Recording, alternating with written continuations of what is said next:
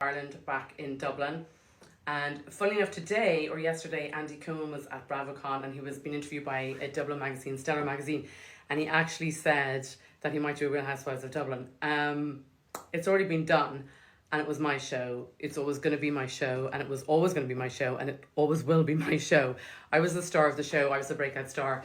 And actually, in the end, I moved to a different network and I did Celebrity Big Brother in the UK. And I also hosted a show called 50 Plastic Surgery Shockers, which is a bit like the UK version of Botched, or as I like to call it, 50 Fucked Up Faces. So I've relocated full-time to Beverly Hills with a green card, and I have my skincare brands on my LLC, and I'm all set up here. So I'm not going back to Ireland to shoot Real Housewives of Ireland, and no one's going to make the show without me. Because even with my supporting cast, sorry, my bad, my co-stars, even with them, I had to carry the show for all episodes anyway. And one of the girls on the show, my friend who I adored, was called Jo until she betrayed me. And that's what happens in reality TV, people. So I have her on my phone as Jodis. I'm just keeping an eye on the comments. Jodis, to remind me of the betrayal. And then my real nemesis was a girl called Virginia McCarry, or as I like to call her, Vagina Macaroni. And I was always getting Botox or doing Botox or whatever. In fact, I've done more the British tabloids dubbed me Dr. Botox because I've shot up more faces than LeBron James has shot threes.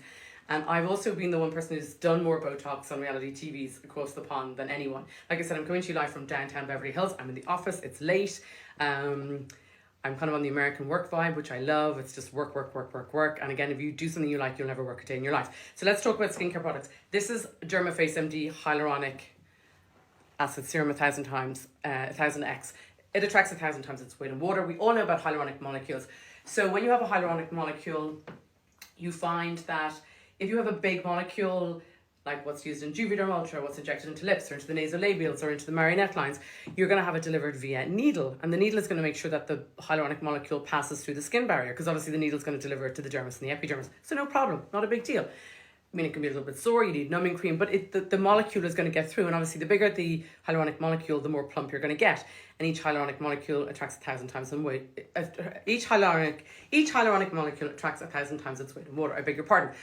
So that's fine when it's been injected, but what's the problem when you have a topical? You're kind of patting it on the face. You tend to pat it on wet skin and then follow it with a moisturizer. So here I have the Aerospace MD Oxygenating Moisturizer. I also have a face and neck moisturizer and a stem cell moisturizer coming later in this month.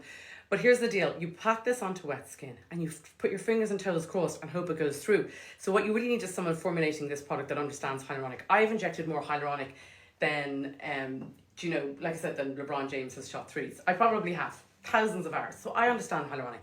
I understand what it's like to inject it, and I understand what it's like to have to get it across the actual skin barrier. Okay, so here's the deal. When you've got a topical, you've got to do it in such a way that you want to get the most plump. But again, if you make the molecules too big, they're not going to pass into the skin. They're just going to sit in the water outside the skin, which is a waste of money. So it's a real challenge to actually formulate a topical hyaluronic. So what you do is you pair a medium weight hyaluronic molecule with a heavier weight, like maybe 940 Daltons. Sorry, my bad. I'm actually a real nerd.